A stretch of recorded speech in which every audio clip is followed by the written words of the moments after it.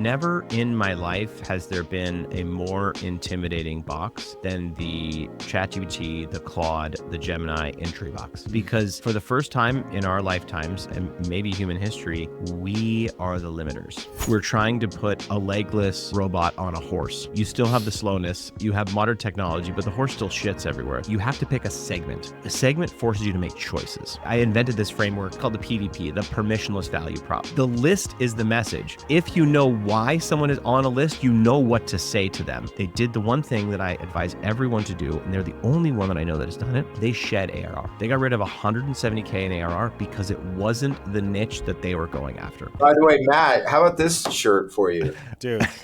Oh, dude. I could go for it. I'm into it. I went to Mizzou. That's what we had those there. You had Mr. Really? Pickles? Yeah. Oh my God, that's a fun fact. Mm-hmm. So Insight number one. By the way, just so you guys, so we get it out of the way, I pocket dialed my son's friend, the Sanchez, Matt, at school. Yeah. Oh. He called me back. Yeah, Jesus Christ. So one in.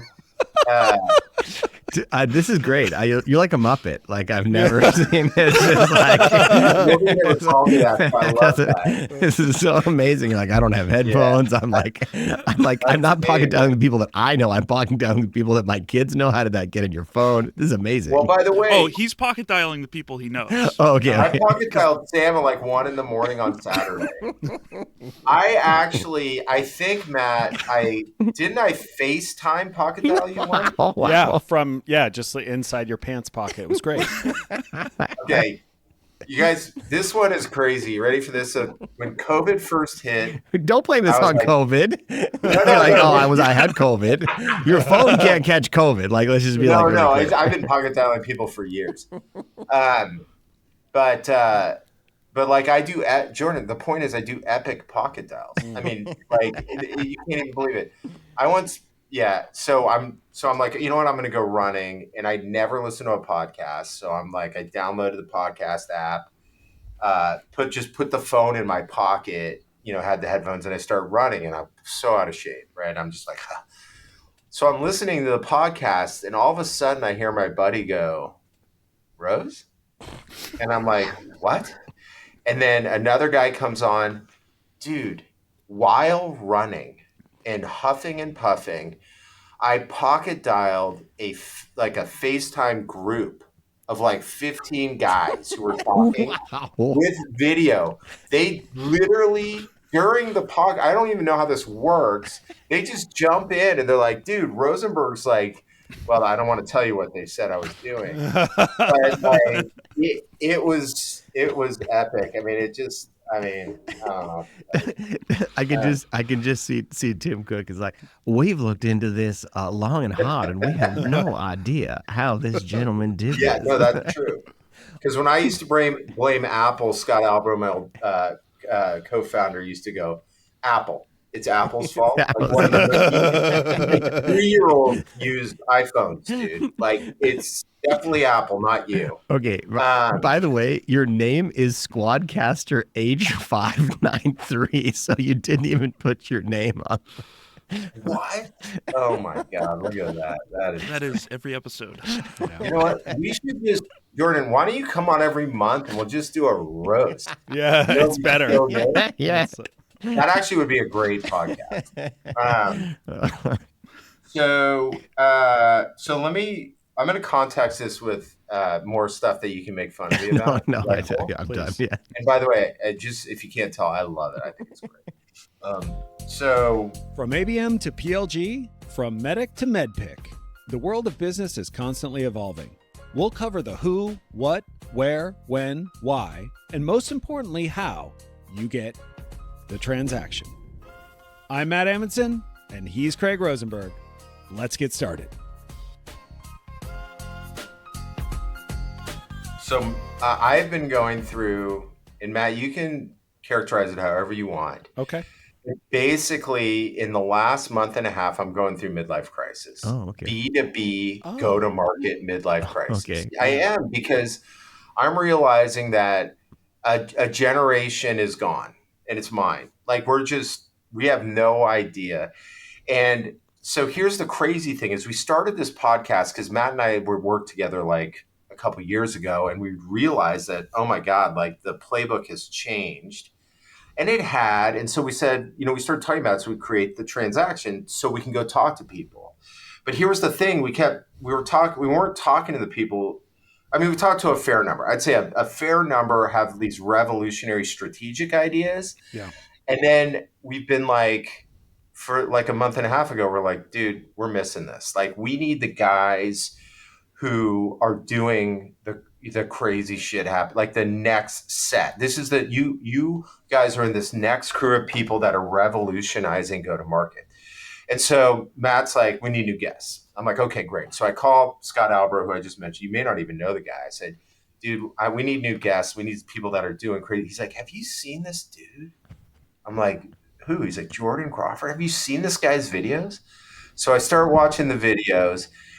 And basically, man, you have taken the things I'm addicted to on YouTube of like learning stuff where it's fun and it's like you're doing these things and showing like kids have e-bikes and it's like I'm learning how to put these things together by just watching these videos. You're doing it for AI and for go-to-market, and I'm like, oh, I need that guy.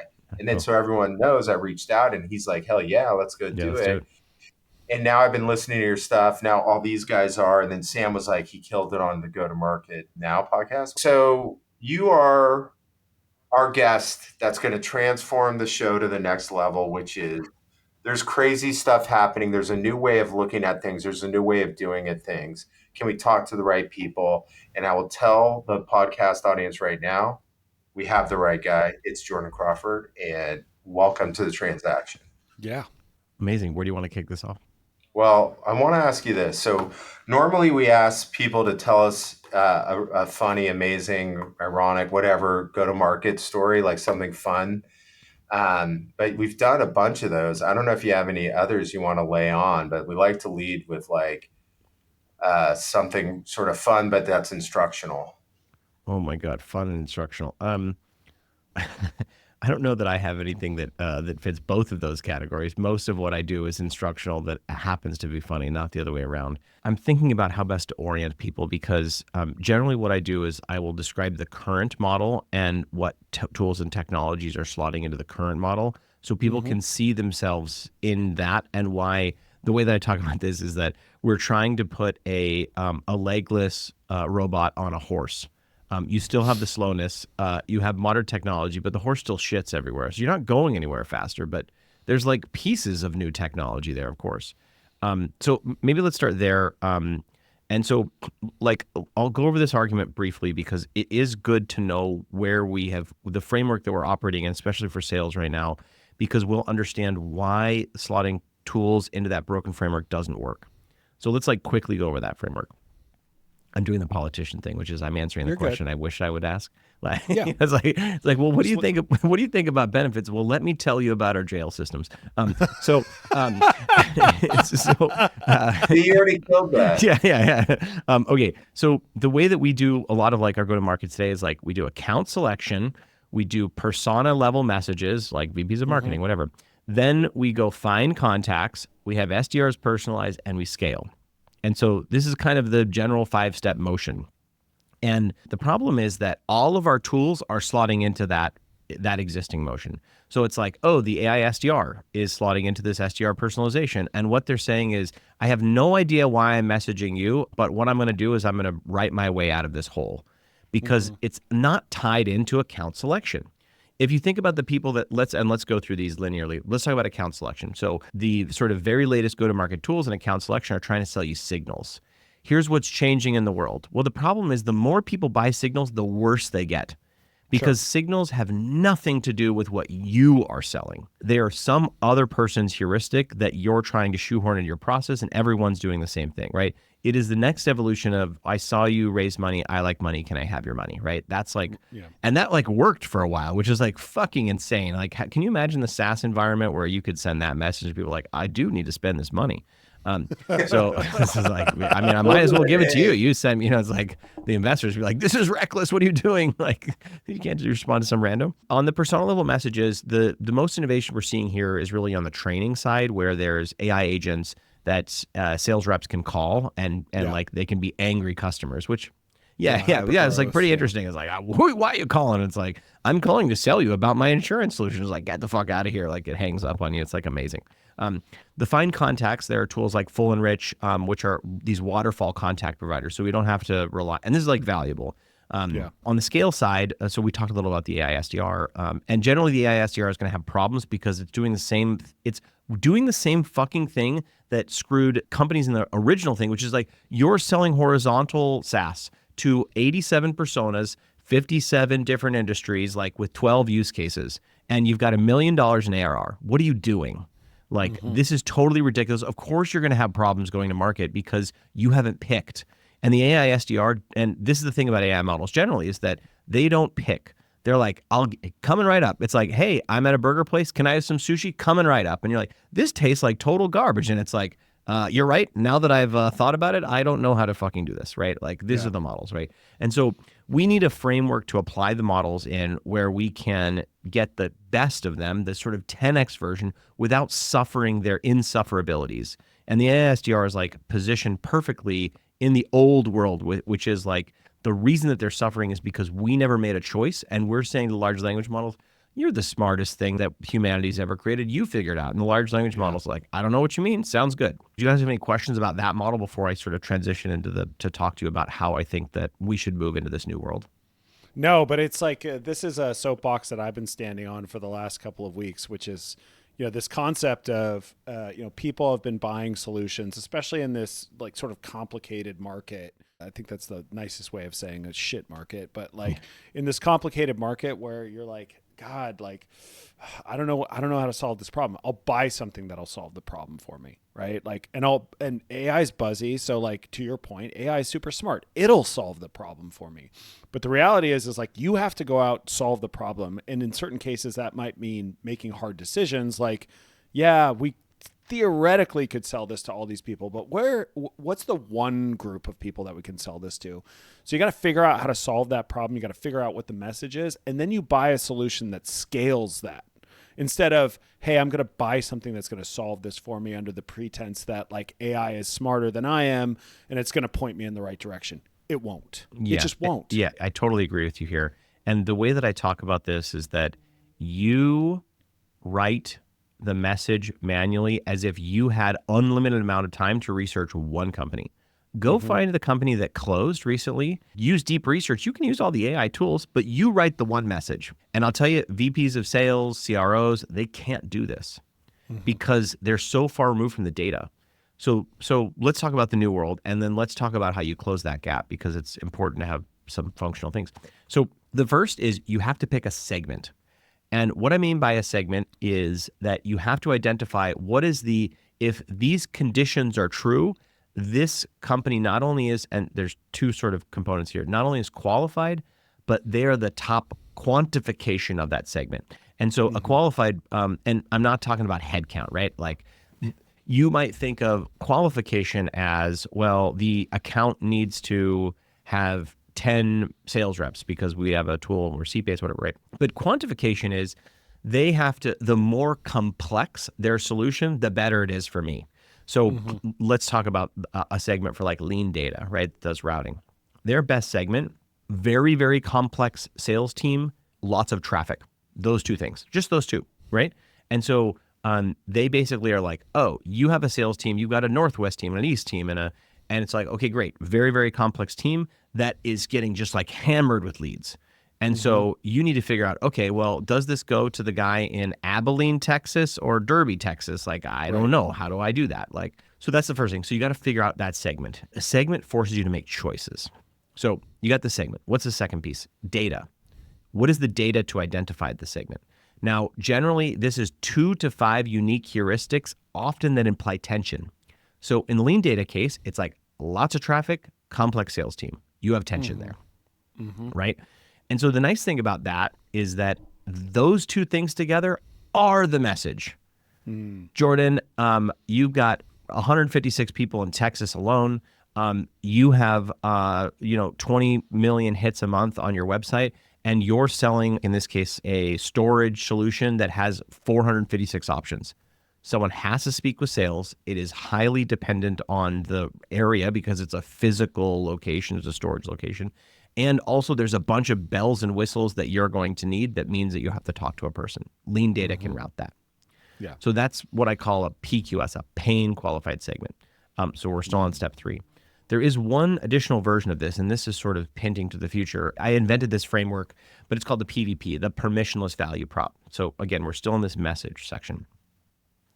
Permissionless value. I'm sorry. Yeah. By the way, I'm wearing my headset for you, Because Jordan. it charged. For me, yeah, it's your podcast. You're like, just Jordan, for you, I'm wearing my headset so my podcast doesn't echo. Thanks. We like to roll out the red carpet here. Yeah. Wait, but say it. So the first acronym was what again? A paying qualified segment. And this is 2 to 5 data heuristics that imply tension on the account, right? And that tension has a timing element, right? And so, like, for example, there's a lot of supply chain disruption right now because of the tariffs, right? And so these people are scrambling. They're like, oh my gosh, if you're selling a tool that sells to manufacturers, you might want to identify who is under that tension, right? Well, if you're buying stuff from China, probably more tension than you're buying stuff from Germany. And like, well, where is there the most tension? Well, it's probably not computers. Like, it's probably like, other types of goods, right? And so, right. And it's like, okay, well, it might even be more specific. It might be port related. Okay, well, if you're shipping out of the Shenzhen port, I don't think that's a coastal city, maybe. No, it's landlocked, but yeah. Fuck. So it's COVID. COVID. I got that COVID. Yeah. So I don't understand geography because of COVID. The idea behind the PVP, the permissionless value prop, is on that data. What you're doing is you're combining 2 to 5 data heuristics to deliver a message that is independently valuable to the recipient before you talk about your product at all. So let me give you an example of this for a company called House Call Pro. And generally, it's just using public data. So I have access to the world's largest permit database in the United States. So one of the things that we can do, and they sell to HVAC companies, so air conditionings, et cetera. So one of the things that we can do is we can look across all of the permits in the country. And it turns out for a lot of HVAC systems, you have to pull a permit. And so we can go and at the contractor level, I can look at all of the contractors in the country, all of their permit history. Okay, well, why is that interesting? Well, it turns out that HVAC systems die after about 15 to 20 years. AI can identify the system that was installed, its average lifespan. It can also look at all of the permits for that address, right? The contractor doesn't have access to this. And I can send a message that says, hey, Craig, I know in the past you worked on 123 Main Street, 127 Bernard Street, and 185 Leonard Street. You installed jobs there that were worth $10,000, $20,000, and $50,000. All those systems are coming up to be replaced. And by the way, we've looked at all of the historical permits for those addresses. It turns out no other HVAC contractor has worked on those addresses. I thought this would be useful to you. You might want to contact your existing customers. You probably have about $50,000 in upsell potential here. So now I turn an outbound to an inbound, right? People are like, well, who are you, Jordan? What are you doing? How'd you get that, right? Like it leans people in because they want to understand. It's like, look, this is the type of thing that you can get if you have House Call Pro. You can, and it relates to their product, right? Their product is a CRM for these HVAC companies, right? Yeah. And so you can take that public data, weaponize it, and provide it as unique insights to the customers, and that defines your segment. So we're only at okay. I love that. Let's pause there. Yeah. By the way, who is Matt? Just if you guys don't mind, it's not because I got made fun of the most, but is Matt breathing heavily in his microphone? I don't know. No? Okay. All right. That was amazing. He's in a cave too. Okay, I got that. All right. So that is, I love that. The peak. Okay, keep going. Yeah. Keep going. Okay. So we have, remember, we've got the segment. So we've identified the segment, the data. Yep. The data is like 2 to 5 heuristics. And we keep this simple because once you get sometimes I've been at customers and I look at their like account scoring model and they're like, here are the 368 factors we take into account. I was like, there's no fucking way you can make sense of that. Like, how would you? It's like, well, we have a sine function and a cosine function, and then we go to the port city of Shenzhen to be able to calculate this. They have plenty of calculators, and then we use an abacus. It's like, no, you don't. You have no idea. Like, you have no idea to be able to measure the efficacy. And it turns out that that sort of constriction is important because you have the opportunity to say, is this really valuable? So, okay, segment, data, message. We got the first three. Well, then you can channelize that message. So unlike intent data, which is like, we have determined that you should sell to this person. We don't know why you should sell to them, but they searched some keyword on some website because we cookied someone. It could be an intern at the Salesforce Tower. It could be Mark Benioff. We got no idea. But why don't you just deploy a shit ton of marketing dollars to them? And by the way, we'll tie into your CRM and prove to you that it worked. It's like, okay, well, it's a black box. How am I supposed to do anything? Yeah.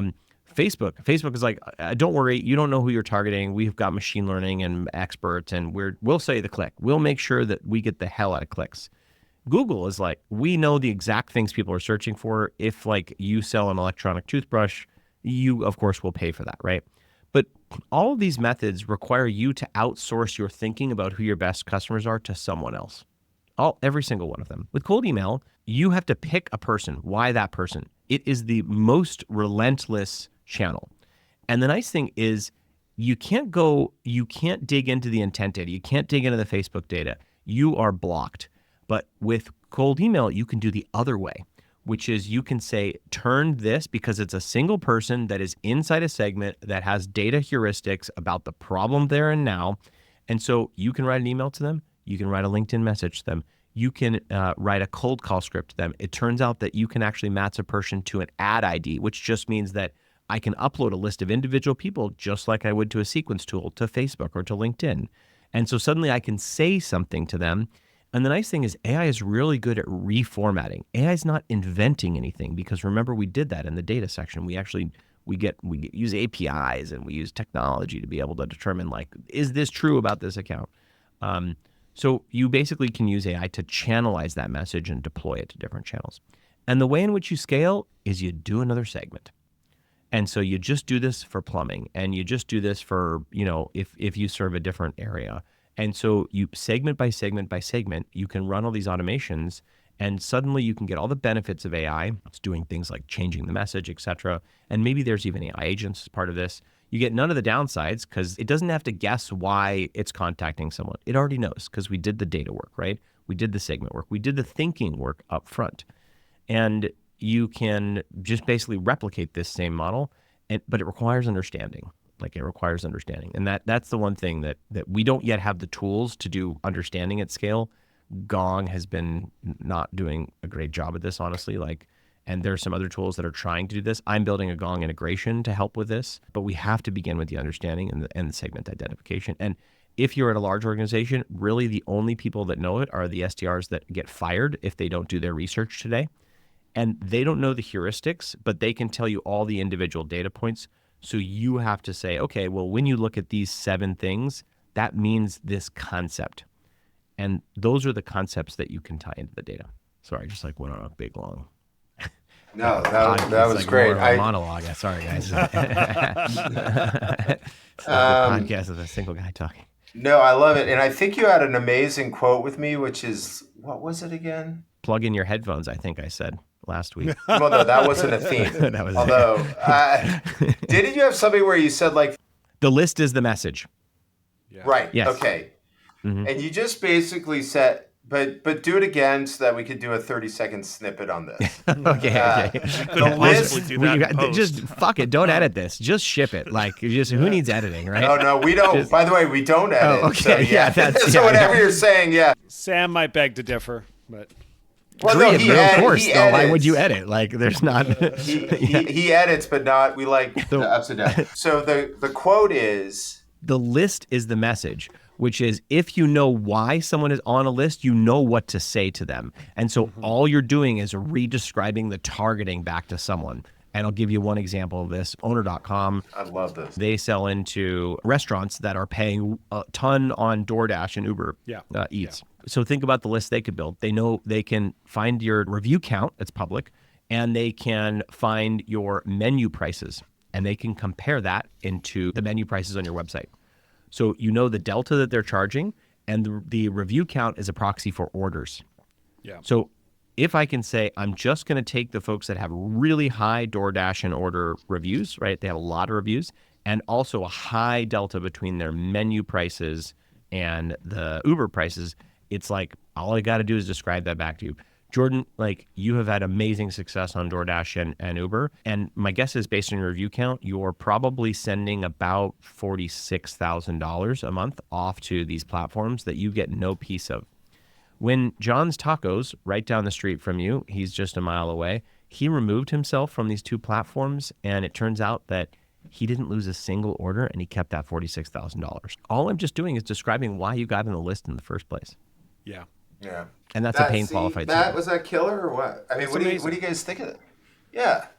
I mean, that might be the best snippet we put out there. Don't ask Sam's opinion. Don't ask Sam's opinion. He's sorry. All right, hold on. Sam. He's not going to edit it. He's like, screw these guys. Like, I think it's great. I think these are some wonderful examples that are very tactical and actually helpful in the way to actually think about how to do this. That was very eloquent. Every 9 a.m. Friday, I do this live Cannonball Go-To-Market where we will take a brand, pluck it out of a hat, and we basically do all of the synthesis of this knowledge live. And we'll try to get to a message that people will pay to receive without knowing anything about a brand. And so, there's no reason that you can't take the thing is the methodology is really important because AI can slot into the methodology and you have checkpoints along the way.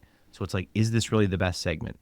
Is this really the best data? Can we find better data? Like, is this message really going to resonate with this segment?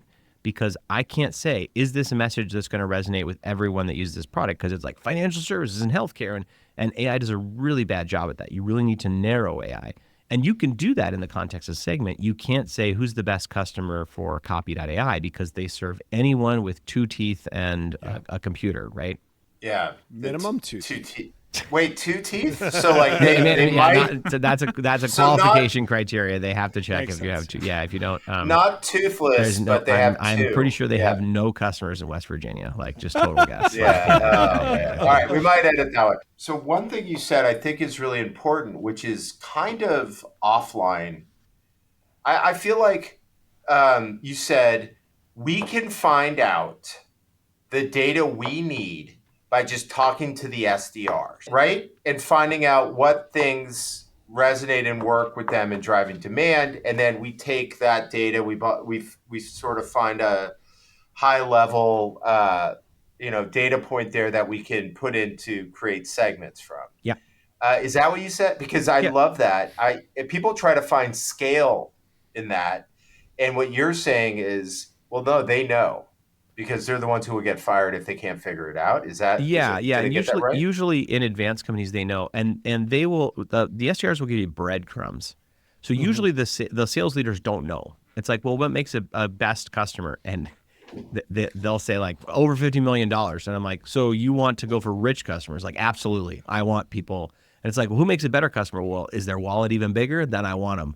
And it's like, okay, I had to see. This is like really funny. I had a CRO walk in. I was meeting with like the person that does work at the company. And the CRO came in and he's like, pull up that chart. And I'm like, all right. So he pulls up this chart and he's like, Jordan, here is my bar and here's where I need to get to. And I'm like, I understand your job, buddy. Like, I get it. We're working on moving that bar up. Like, can you tell me why? And it's like, we need to just move it up. And it's like, okay. So like really you need to, the C-suite, the CRO, the directors, et cetera, they understand the context of the business. They don't understand the context of the lead. And they need to really connect those two things. And so the SDRs will be like, well, like one of the customers I was chatting with, they're like, we look at the hygienist. Like this sold dental AI. Sure. I was like, well, why do you look at the hygienist? And it's like, well, because doctors are over their skis. I said, well, okay, well, like, let's dig into this a little more. It's like, well, it turns out that they have a dental AI product that can identify diseases without a dentist looking at the x-ray.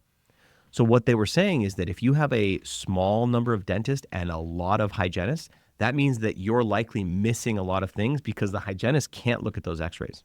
Yeah. So that's the heuristic, right? That is the heuristic. The fact that they have hygienists actually is not really useful. It's like, okay, well, what do I do with that? But it turns out they have a lot of them relative to the number of dentists. That's a useful heuristic. And so it's the blending of those two things that can turn that thing into a segment. But you have to connect those two worlds because the SDR is like, I'm not going to get fired. Okay, they got this, they got this, they got this. And then they're just trying to put together a message at low scale over and over and over again. So they know but they don't know how to connect that to a segment.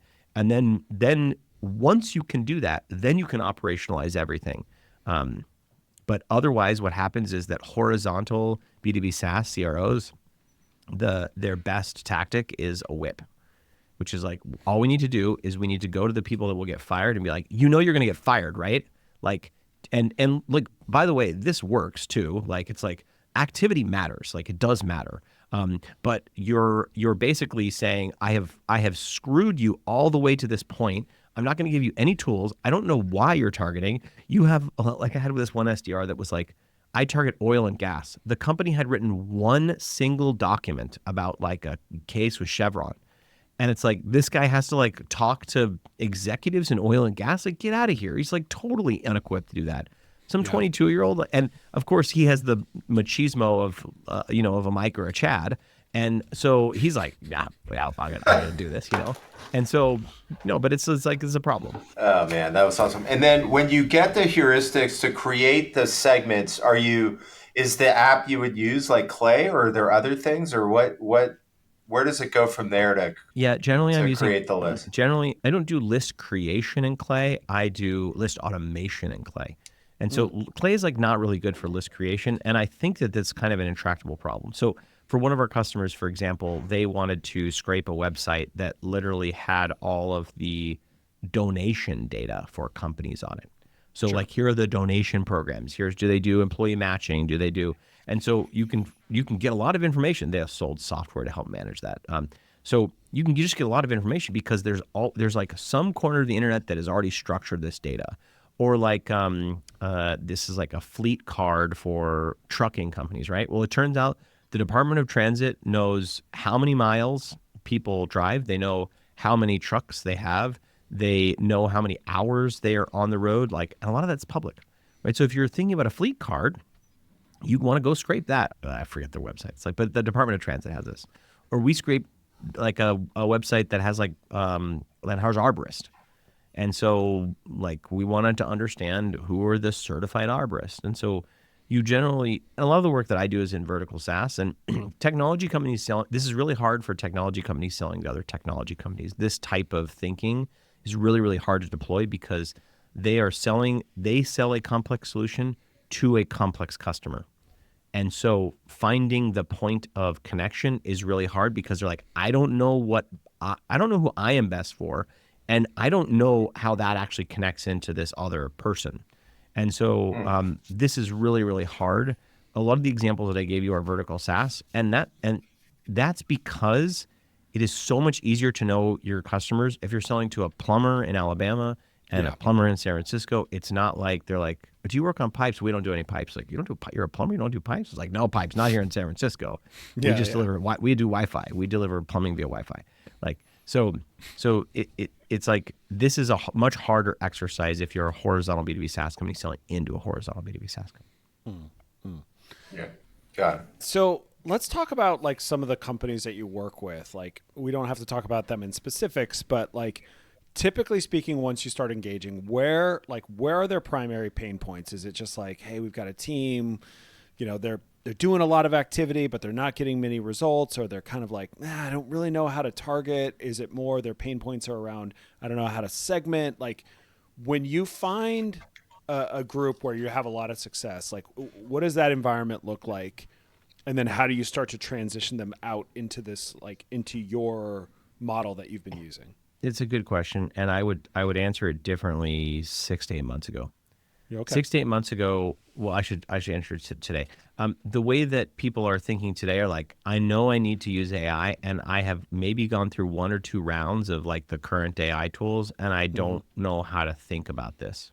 Yeah. And so I will give them the frame, and then I now have like a 2-prompt process that can develop my scope of work usually.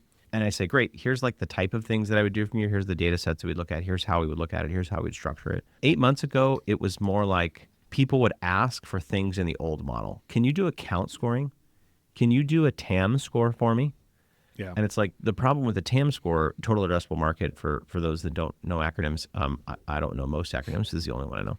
They'll say, we'll score all my accounts. And it's like, okay, it's like helpful. Focus on these, not these accounts.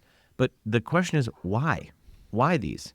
And it's like, well, we've got a complex scoring model. So you hand it to the SDR and it's like, this one is better than this one. And so all you're doing is you're saying, I have put a bow around this pile of dog shit for you. It is better than without a bow. I mean, it just, the bag was open before. So now you have to turn that into revenue. The SDR is like, what do I do? It's like, do I throw it? Like, and so light it on fire. Light it on fire. Yeah. I put it in a bag. Like if I put it in a bag, light it on fire, like someone's going to laugh. And if they laugh, then I can get in the door. There you go. And so really now people are kind of recognizing they need a new framework.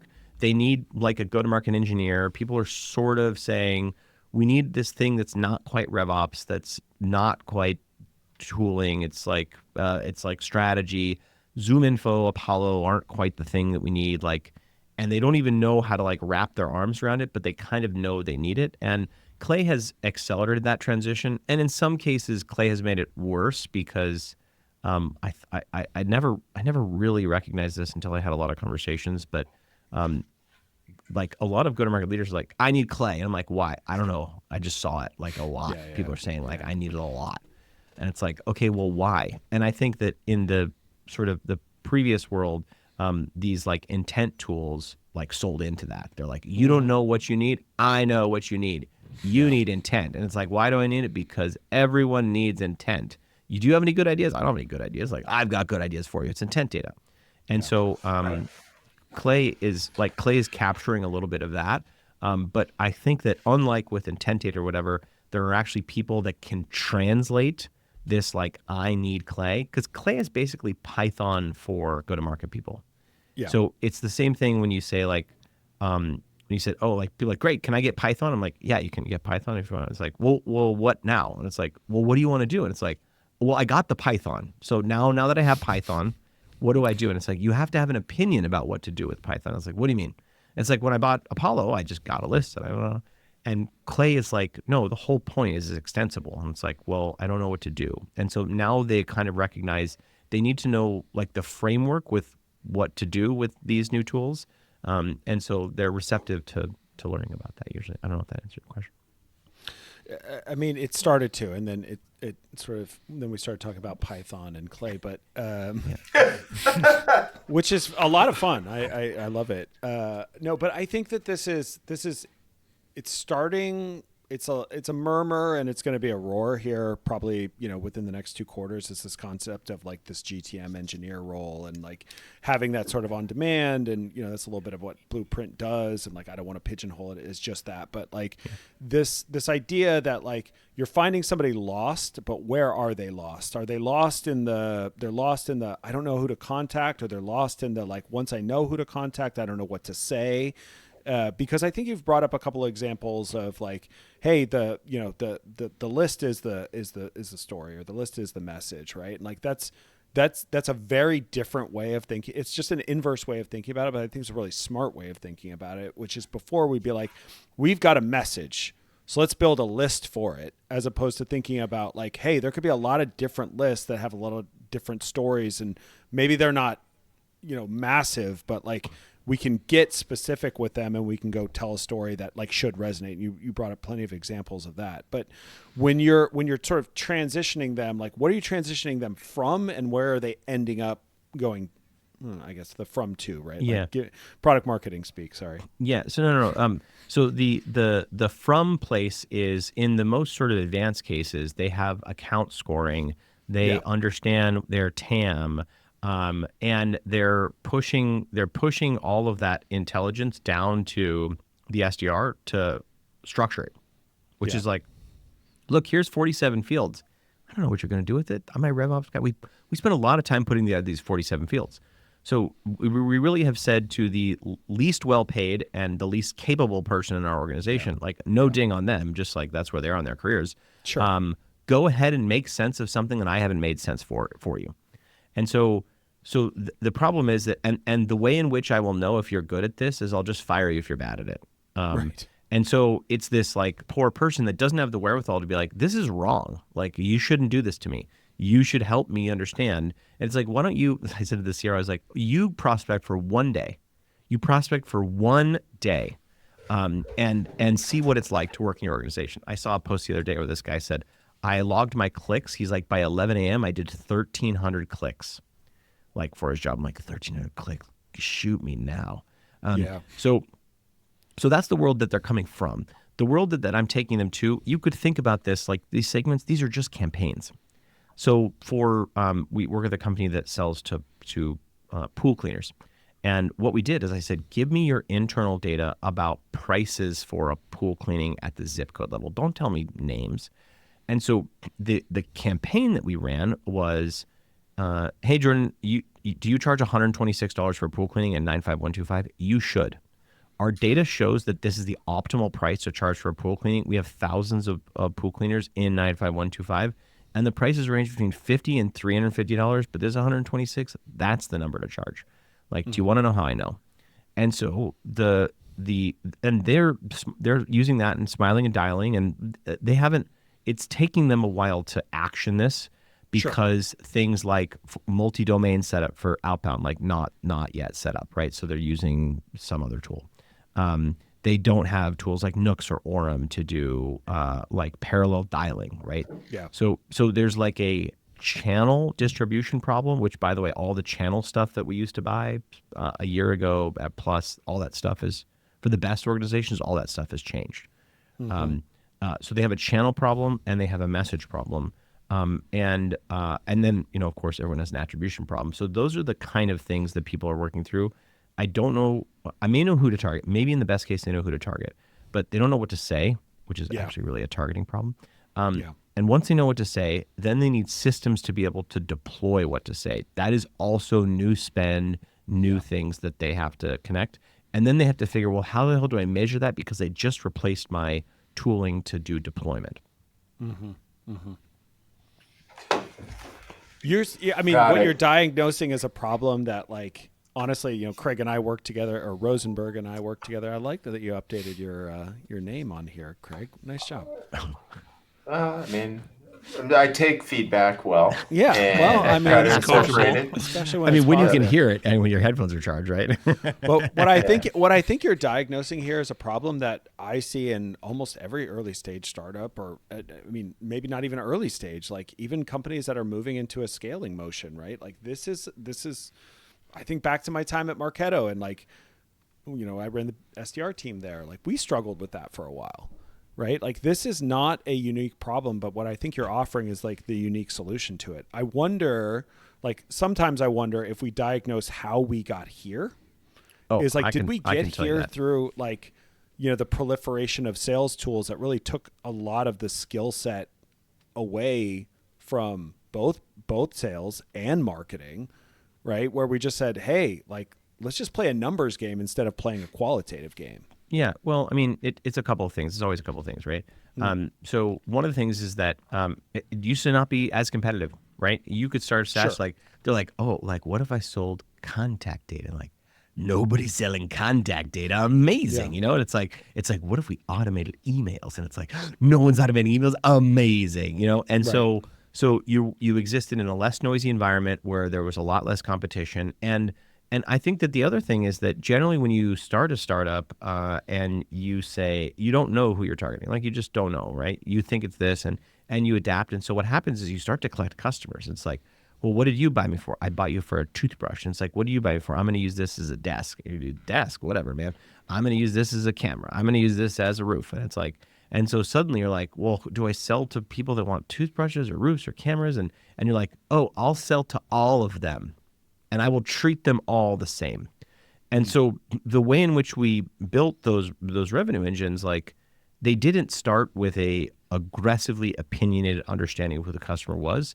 We built these horizontal tools hey, this is a tool that anyone can use to send email. It's like, who needs that? Everyone. Who doesn't send email? Everyone sends email.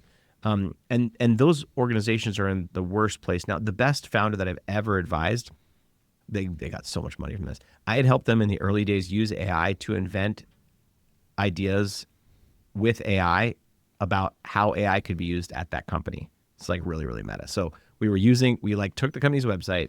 We said, what do they do? We said, yo, AI, if I was building an AI product for them, what would it do for them? What are the problems that it would solve? And so we basically inverted this model and it said, we're Stanford, YC, young, hungry, and these are the exact things we do. So it invented the value prop of the company. And they started getting like floods of calls, right? Like, we need an AI, of course, to go evaluate our financial risk with blah, blah, blah. It's like, you do that? It's like, absolutely, we do that. Yeah. And so what happened is they started getting all these random customers. Now, the VCs loved it. They're like, you're getting money, get that money, get that money. Yeah, sure. And so what ended up happening was they did the one thing that I advise everyone to do, and they're the only one that I know that has done it. They shed ARR. They got rid of 170K in ARR because it wasn't the niche that they were going after. And so they said, we're not doubling down on this sector. We will not be amazing at this sector. And so they said, sorry, sayonara, thanks for the memories, we're going to end the contract. And by doing so, they understood the opportunity cost of poor targeting, poor product, poor understanding. And now they are growing like gangbusters because they're like, we just serve in this one niche. Like their TAM right now, 2,000 companies. And they're literally, people are replacing people with their solution because they went so narrow and they made the value so obvious for that segment. And that segment was so underserved, they picked their pool. And we don't do that now. We don't think, it's like the joke is, right? First time founders focus on product, second time founders focus on distribution. The best way to solve for distribution is to pick a very, very, very niche audience that exists in the 1980s in terms of technology and has plenty of money to spend. Yeah. Whew. I'm exhausted. Are you already? I couldn't hear anything he said. These headphones aren't working. No, I'm just kidding. No, I heard the whole thing. What the hell? Don't you have someone to FaceTime by accident? Oh man, I'm gonna be spending the rest of the night pocket FaceTiming people. Okay, so that was amazing, and I feel like it's the tip of the iceberg. So I learned a lot. I think we're gonna have to have you back. Oh, sure. I mean, if we do this again, this time we can just I'll talk. pocket dial you to figure it out. Yeah, we can just talk with AI next time. I mean, I do this live for people where it's we just take a brand, we dissect it, say, great, let's go take a brand. What do you want? How do we get to this? How do we use AI to figure out the segment? Do deep research. It's not crazy hard once you have this framework. I have a course, Who to Target, What to Say. That's upcoming. It's $1,000. It'll be released, I think, next week. But it really tries to walk you through this methodology, walk you from the past. And then there's a bunch of really cool prompts now. And with the very latest round of models, Gemini 2.5 experimental, a lot of the stuff that I'm talking used to take 50, 60 prompts, in October, November, December. I can do my contract, I can do my scopes in two prompts now. And so they're getting much, much, much better. Man, I know. See, you can see where my midlife crisis comes from. The game's changing over the course of months, Yeah. Days, weeks. Yeah. I mean, we were having conversations with people about this 6 months ago, and it was a totally, totally different game. And it sounds like, Jordan, you were having conversations with customers 6 months ago, and it was a different game. Mm-hmm. So this stuff is evolving so fast. How are you, I know we're almost up on time here, but how are you staying up to date? How are you staying in front of the rest of the market as people start to come clamoring into the space? I'm not. What I'm doing is I'm just talking with the models. That chat, never in my life has there been a more intimidating box than the ChatGPT, the Claude, the Gemini entry box, because for the first time in our lifetimes, and maybe human history, we are the limiters. The models will of course improve, but I have 4 paragraph long prompts to AI. And I still am the limiter. There are more creative ways that I could be using these things to get more creative outputs with less work. And of course there's a translation problem, but the single thing that we need to learn is just how to talk with these things. And the best way to do that is just to get your reps in. Yeah. Just go talk with them and move beyond questions of will this bike fit in my van? Or how much is a popsicle? right? It's like, no, you're like, I have a Toyota Tercel 1996. I have a Huffy 125 CEC bike. I've got 3 kids. We're trying to go to Tahoe, and I want to make sure, can all these things fit in the car? And will we have a good time? Where should we stop on the way? And what are the things that I'm not thinking about that could make my life miserable on the trip? Like, that should be your prompt, right? Like, and it can do that. And it's only going to get better at doing that. So I don't really, I try to consume by creation, and let the models teach me. Sweet. God, Yeah, I love it. By the way, should I pocket dial one of the AI platforms and just see what happens? Sesame, that would be a great What do you way. think? I mean, I think if you called Sesame, Sesame is really, really good if you want to talk. Yeah. Just keep it open. All right, man. Well, that was excellent. I appreciate you, and Thanks for having me on. that's a great show. We're gonna have you on. You're gonna do some I think with my portfolio as well. So I'm just excited to start the relationship with you and Thanks for having me. watching your videos, and it's just great stuff. Congratulations on like being a revolutionary here. Oh, thank you. I'm very grateful. Thanks for having And me. thanks for joining All right, us, guys. man. This was fantastic. Thanks so much, Jordan. Amazing. All right, that's the transaction. Thanks for joining us for another episode of The Transaction. Craig and I really appreciate the fact that you've listened all the way to the end. What are you actually doing here? For show notes and other episodes, please visit us at thetransactionpod.com. Like and subscribe on Spotify, Apple Podcasts, or any other place you get your podcast from. Either you have walked away from your podcast device, or this is playing somewhere in the background. Someone in your house would really like for you to shut this off now.